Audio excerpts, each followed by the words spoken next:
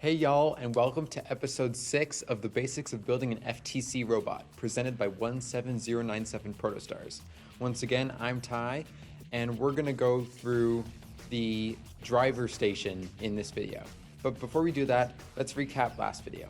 Last video, we had Harrison walk you through some of the skills that you need to do computer-aided design, or CAD for short. Then we took a file that we designed in Autodesk Inventor, sent it through a slicer, and 3D printed it. But this video, we're looking at the driver station, so let's get into it.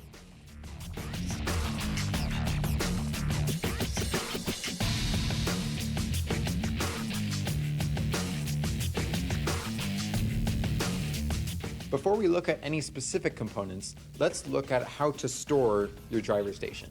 It needs to be portable because you have to be able to bring it from the pit in your competition to the field to be able to compete right away. So we recommend a container such as this that can close like this, and then you can just carry it. Our container has two levels. It's got the level that we put the controllers in and the level that we put the driver hub in. And both layers have a foam insert like this to cushion the technology, because you definitely don't want that to break, especially mid-competition. So we lay that foam down and then put the device inside like that. The driver hub, as the name suggests, is the center of your driver station, and everything plugs into the driver hub. So before the driver hub came out, teams used an Android phone running Android 8. In the driver hub, there are a few different ports. There are two main USB ports that you plug the controllers into, and there's one port for charging the driver hub. The charging port is USB-C. And the charging port, it's always a good idea to use an external battery, such as this, to keep your driver hub running, because sometimes during a competition, you won't have a lot of time to charge your driver hub. So having an external battery can keep the hub alive for the entire day. And while we're on the topic of hubs, it's really important to keep in mind that you need to keep your hubs updated. And that's not just the driver hub, that's also your control hub too. And if you don't have them updated in competition, you probably won't qualify for competing. So you need to make sure that those are updated before competition.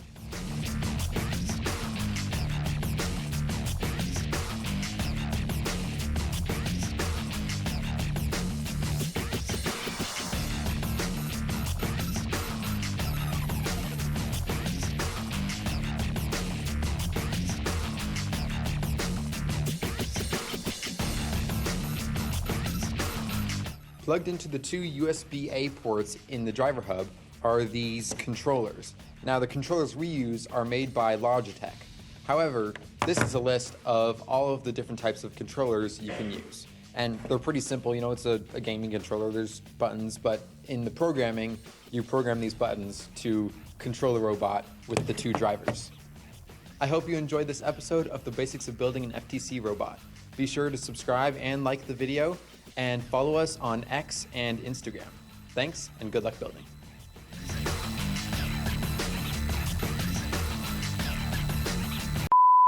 We talk about all the You go controllers beep, beep, that are... and it does stuff. It's...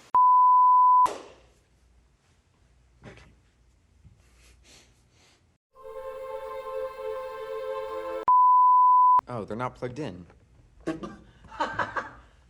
Why are they not plugged in? Because I had to steal a calculator. Oh, right. Okay. Oops.